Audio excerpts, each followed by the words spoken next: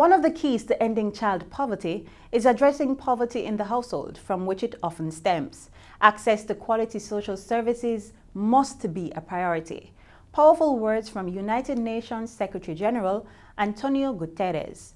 Here in Jamaica, one of the vehicles used to eradicate poverty has been the Program of Advancement through Health and Education, PATH. In this year's budget, $8.03 billion has been allocated for PATH to continue its provision of social services and benefits for children, their families, the disabled, and the elderly. As we observe International Day for the Eradication of Poverty, we implore those who need help to contact the Ministry of Labour and Social Security for assistance.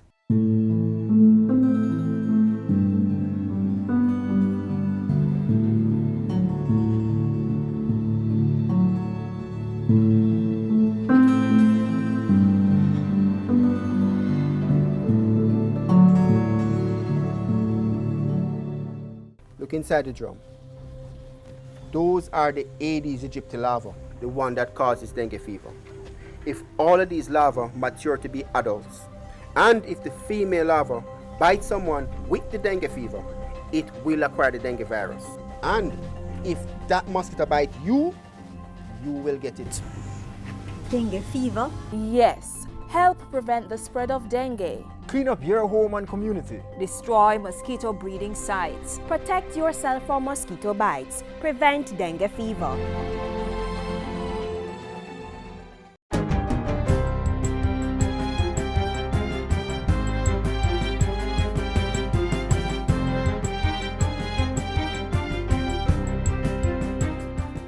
Good day, I'm Theodore Henry, and this is your JIS News for Thursday, October 17. The 11,700 square meter new offices of the Ministry of Foreign Affairs and Foreign Trade is now complete. The ministry's new headquarters is based at 20 Port Royal Street in downtown Kingston. The 11-story building consists of a 2-story annex complex, a generator room, boundary wall, and parking area. It was built by the Jiangsu Jiangdu Construction Group Company Limited of China. Speaking yesterday at the official handover ceremony, Foreign Affairs Minister Senator Kamina Johnson-Smith said the new building was an important outcome of China's commitment to support Jamaica's economic growth and development. We will certainly have a more welcoming environment in receiving our bilateral and international partners. Our capacity to host meetings and consultations with both public sector agencies and members of the private sector will be enhanced. Senator Johnson-Smith said staff members of the ministry were also excited to be part of the modernization of downtown, with its prospects for more innovation, growth, and job creation. Residents of Chesterfield in St. Mary can now breathe a sigh of relief as they can finally have unimpeded access to their community. On Wednesday, Prime Minister Andrew Holness officially opened the 4-meter-wide one-lane Chesterfield Bridge. Work on the $59 million bridge, which was erected over a section of the Wagwater River, began in the summer of 2018 and was completed recently. It is one of many bridges repaired or replaced under the Major Infrastructure Development Program. Mr. Holness used the function to remind residents that unplanned settlements would not be tolerated in the new Jamaica. Going forward, we cannot allow more informal settlements and informal communities to emerge. The government has to get ahead of that. The government has to put a stop to it, but also get ahead of it by itself taking up the challenge, the duty of planning the communities and making them affordable and available to the people. Opening hours for businesses operating in the St. Andrews South Police Division state of emergency are to be extended. Prime Minister Andrew Holness made the announcement during a sitting of the House of Representatives on Tuesday. We will, hopefully by the end of this week, Minister of National Security, have the Gazette published with the extended hours. We're going to seek to make it similar to what exists in St. Catherine and Clarendon. Operating hours for Clarendon and St. Catherine businesses are 7 a.m. to 11 p.m. for clubs, fast food restaurants, and tavern licensed establishments. Petroleum filling stations, pharmacies, and churches go up to 11 p.m. So too supermarkets, grocery shops, haberdasheries, and other public places. The island is projected to earn $3.7 billion through tourism by year end. Current data from the Jamaica Tourist Board shows growth in stopover arrivals for September to December of 7%, or over 807,000 visitors. This would represent a total of 2.68 million arrivals, or an 8.4% increase over 2018.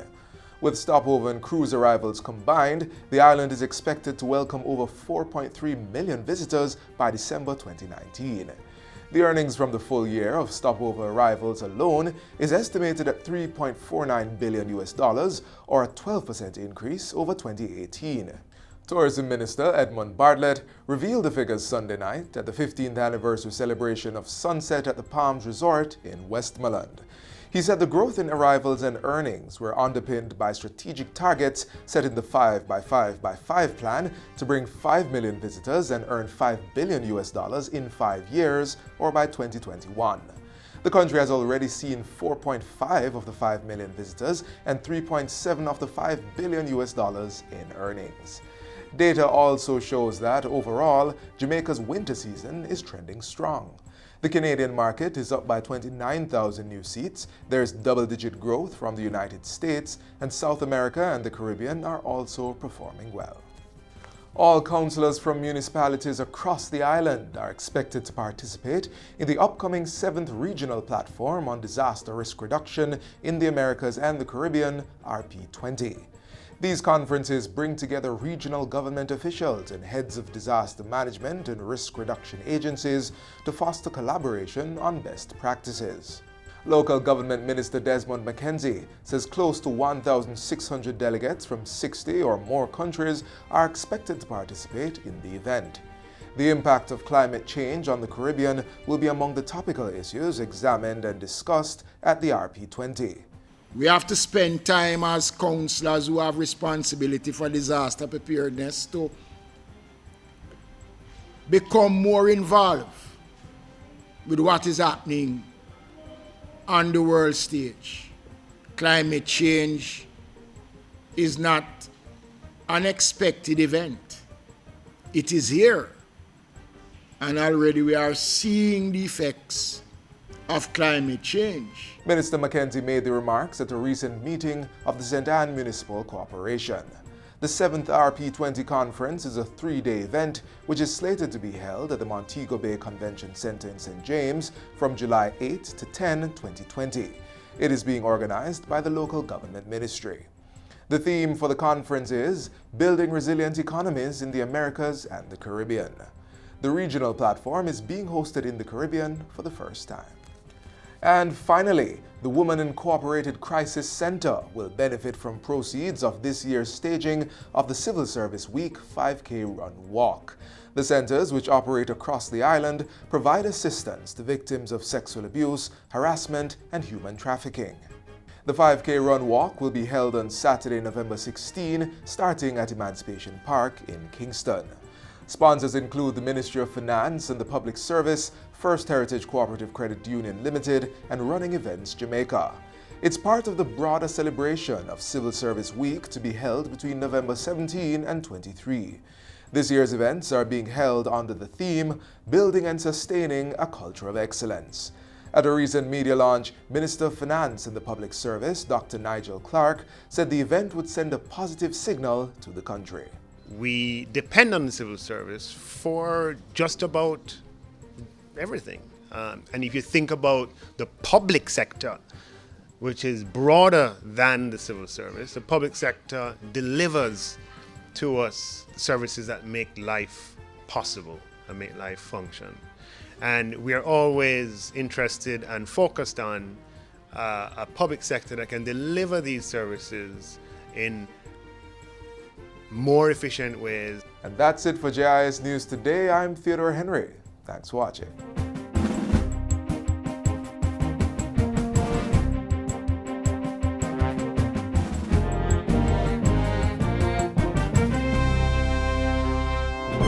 This is the Aedes aegypti mosquito that spreads the Zika, chikungunya, and dengue viruses.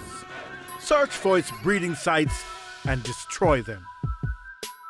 A message from the Ministry of Health.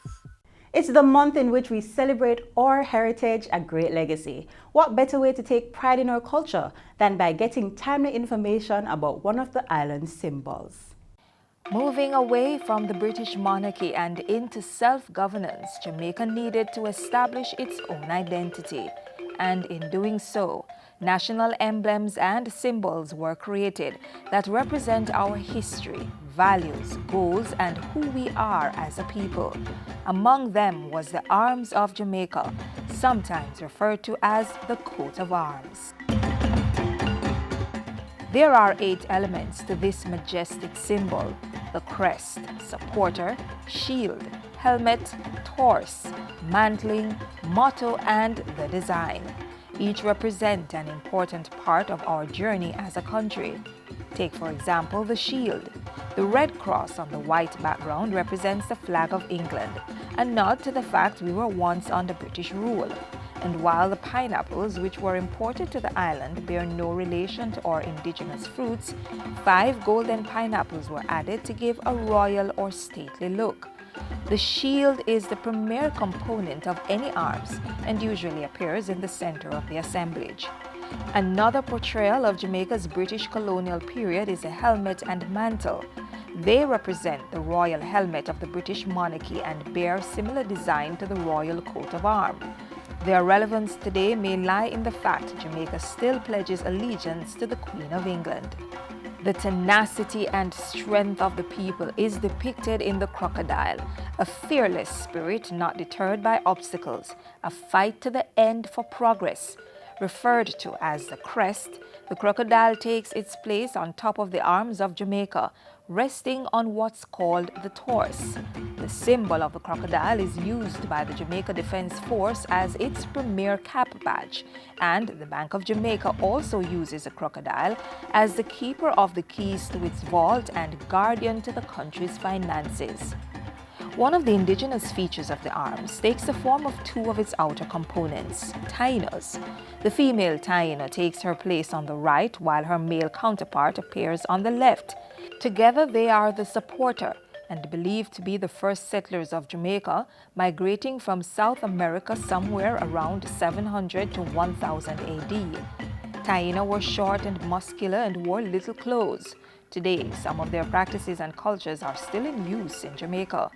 And as other nations began to settle on the island, we became a country of mixed race, which led us to accept our revised motto, out of many, one people. The Arms of Jamaica is one of the oldest national arms in the world. In fact, we were the first British colony to receive our own. It was granted under the Royal Warrant on February 3, 1661. The arms was originally designed by William Sandcroft, who then became the Archbishop of Canterbury in 1677. There has been 3 documented changes to the arms of Jamaica in 1692, 1957, and 1962. Today, the Arms of Jamaica appears on every denomination of local currency, on the passport of all citizens, and all other national documents. It is a stamp, an authentication of who we are as a people, and the final seal of governmental approval.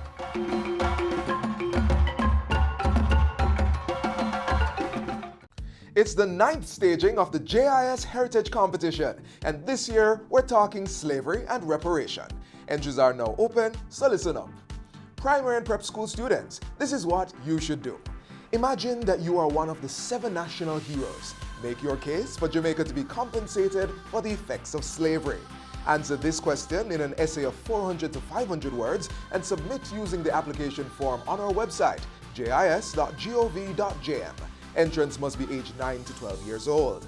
Secondary students, the poster competition is for you. Submit your digital or illustrated posters to depict the theme, Jamaica, a case for reparation. The photo competition is open to tertiary students in accredited Jamaican institutions. Send us a photo, also representing the theme, Jamaica, a case for reparation. All entries should be submitted using the application form on the JIS website. For more information, contact 876-922-3590, extension 2137 or 2132. You may also email heritageessay@jis.gov.jm, heritageposter@jis.gov.jm, and heritagephoto@jis.gov.jm. Deadline for entries is Monday, October 28. Go ahead, express yourself in the JIS Heritage Competition 2019. Did you know that Jamaica's national bird only lives on our island? Did you also know that it was called the God bird by the first inhabitants of Jamaica? Get more details next. Look, do you see it? Can you tell which bird this is? There are over 300 species of hummingbirds in the world, and Jamaica has 4 types. Our national bird, the doctor bird, is one of those 4, and it's endemic to the island. That means it's only found right here in Jamaica.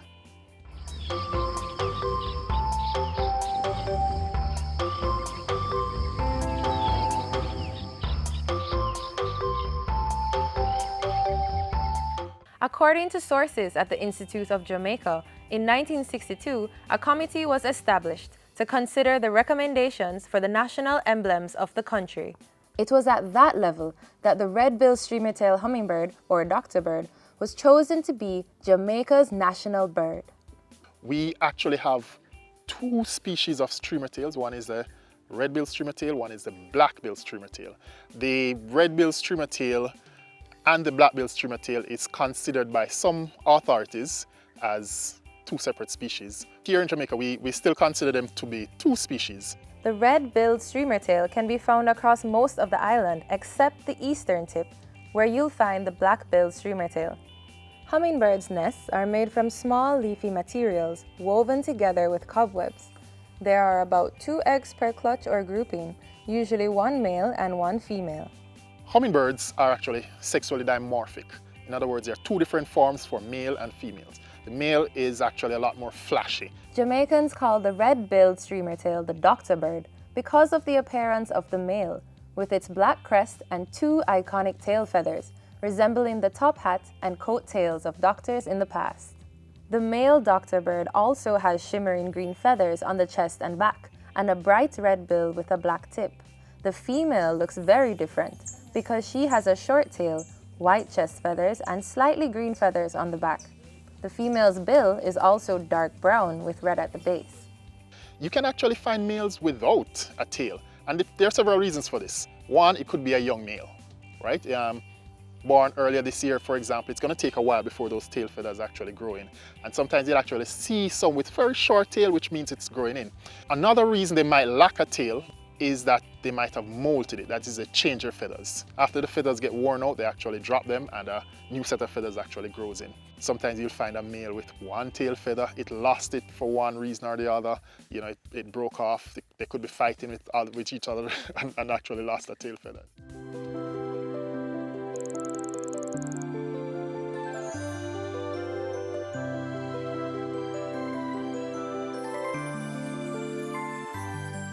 Hummingbirds, for their size, I mean, they're very tiny birds, but they're probably one of the most aggressive groups of birds in the entire world.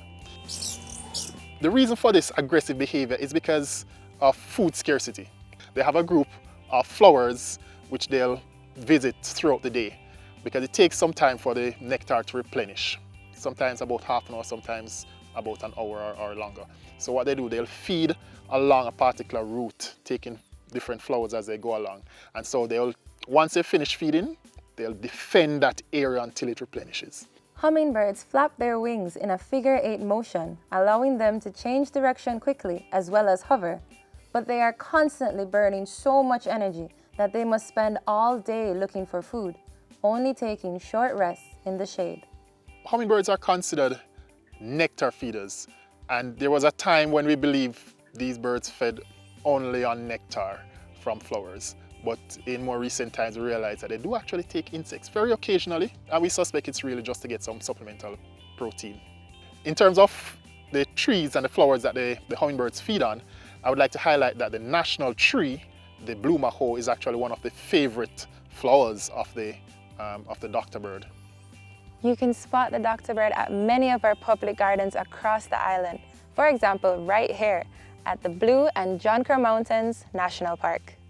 A United Nations educational, scientific and cultural organization, UNESCO World Heritage Site. Look at that color, shimmering emerald green, and those two long tails. Our national bird is certainly a sight to behold.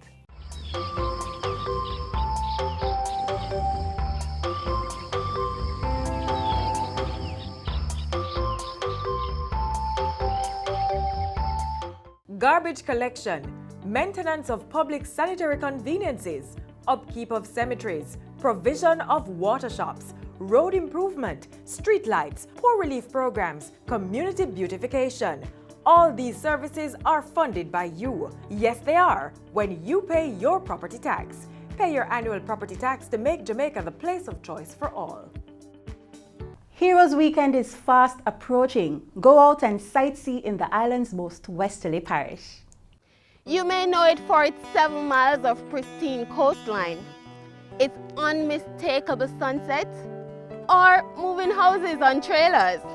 You may see it in the news for its motorcycles, but there's so much more to the island's most westerly parish. We decided to give you a little peek. So come now, come around the bend with us in Westmoreland.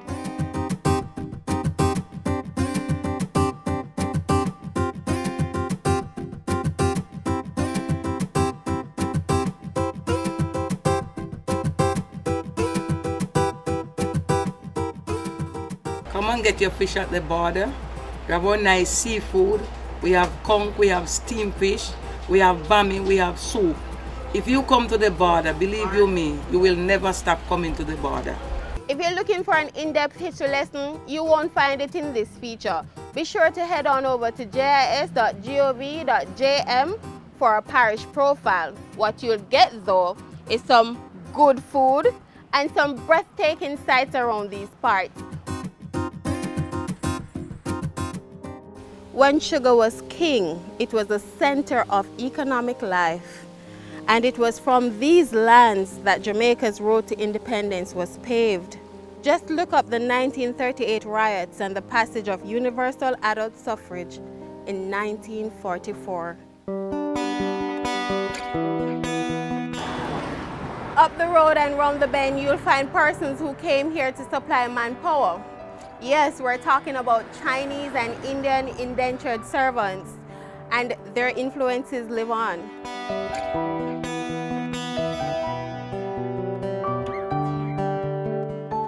Negril is not the only capital of casual here in Westmoreland. What do you think about Bluefields?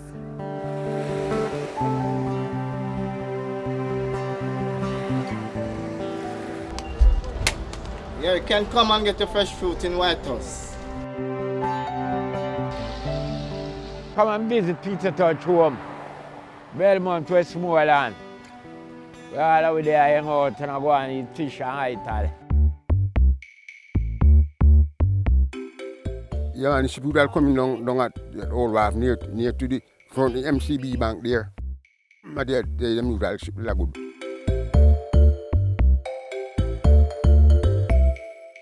We came further up the hill, round the bend, to a place called Good Hope in Westmoreland, where our locals told us about a great house, right? The Whitehall Great House. Great House. This is our tour guide. He's a former worker there, Mr. Seaford Pringle. Right. He was just telling us about the produce that came from there. Yeah. You said logwood. Logwood, pimento. Pimento. Yeah.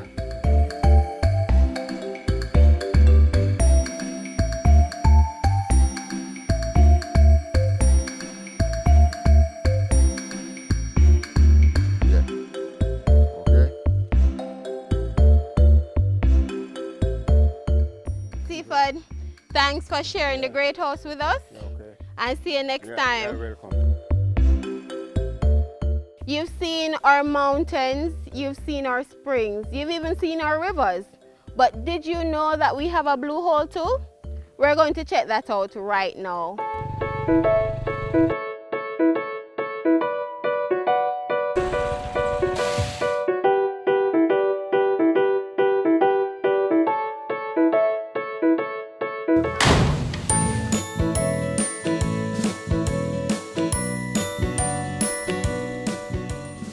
Westmoreland is also home to the Seaford Town German settlement.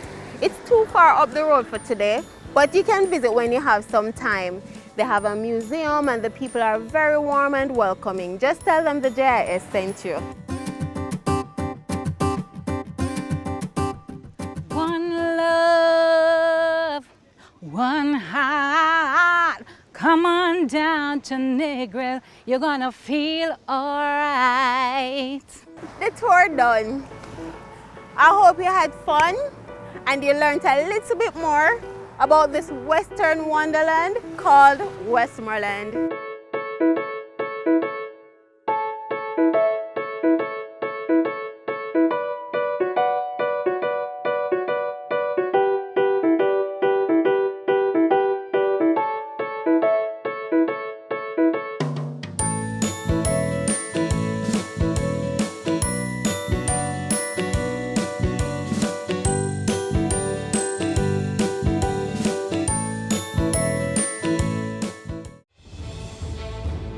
Water is precious. So we encourage everyone to practice the 4 R's of water conservation. Always remember to reduce your use of water wherever possible. Replace water wasting devices with water savings devices. Reuse water wherever possible. And wherever leaks are found, please repair them and repair them quickly. Don't delay. Practice the 4 R's of water conservation today.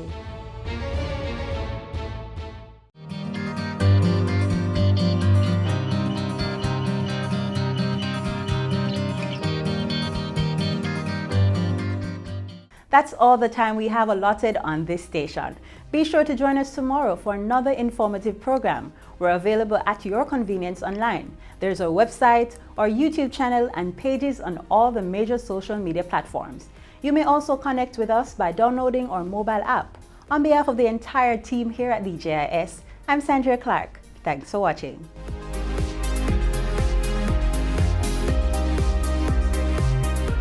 This has been a production of the Jamaica Information Service, the voice of Jamaica.